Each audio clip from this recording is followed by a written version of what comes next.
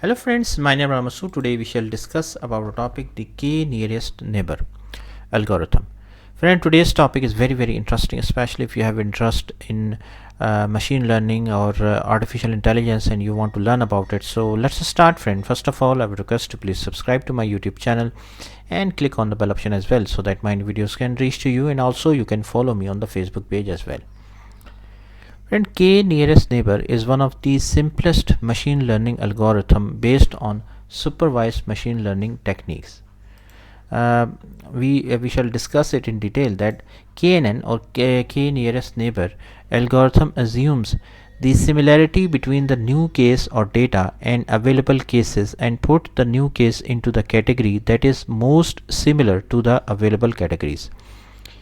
KNN algorithm stores all the available data and classifies a new data point based on the similarity. This means when new data appears, then it can be easily classified into a well-suited category by using KNN algorithm. KNN algorithm can be used for regression as well as for classification, but mostly it is used for the classification problems. KNN is a non-parametric algorithm, which means it does not make any assumption or underlying data. It is also called a lazy learner algorithm because it does not learn from the training set immediately. Instead, it stores the data set, and at the time of classification, it performs an action on the data set. KNN algorithm at the training phase just stores the data set, and when it gets the new data, then it classifies that data into a category that it much similar to the new data. For example, just take it as an example here. Suppose we have an image of a creature that looks similar to cat and dog. This is the input value, okay, which could similar to the cat or dog as well, but we want to know either it is a cat or dog. So for this identification, we use the KNN algorithm as it works on a similarity measure. Our KNN model will find the similar feature of the new data, that is the new data, to the cat and the dogs, okay, and based on the most similar feature, it will put it either cat or dog category. So this is the input value. So we matches the feature of this input value to the cat or dog. If it is mostly matched with the cat, so we will consider this as a predicted output as a cat. If it is match, its features matches to the dog, so we'll categorize it as a dog. So based on the features it has, this input value, we categorize this as a cat here, okay. So this is basically the concept of k nearest neighbor. Now friend, here is the question that why do we need KNN? Suppose there are two categories, category A and category B, and we have a new data point x1. So this data point will lie in which of these categories? To solve this type of problem, we need a KNN algorithm. With the help of KNN, we can easily identify the category or class of a particular data set. Okay, so this is an example.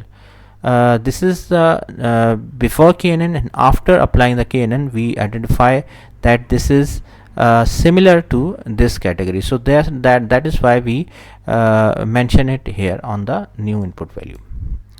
Now, how does KNN works actually?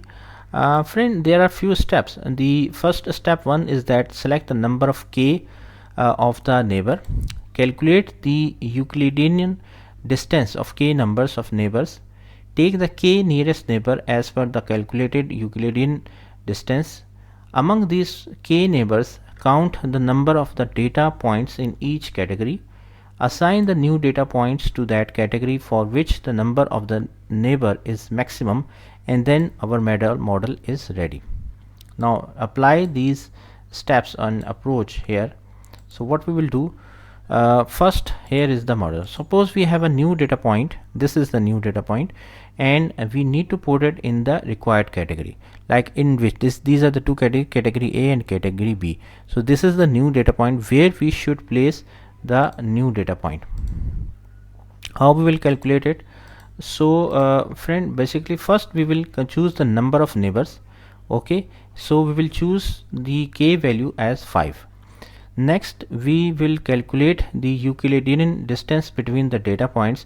The Euclidean distance is the distance between 2 points which we have already studied in geometry, it can be calculated by using this formula.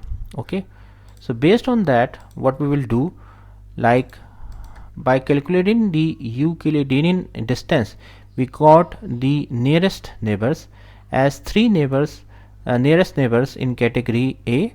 Okay, these are the three neighbors and the two neighbors here in the category B. In the category A, three neighbors are there, and the category B, there are two neighbors are there.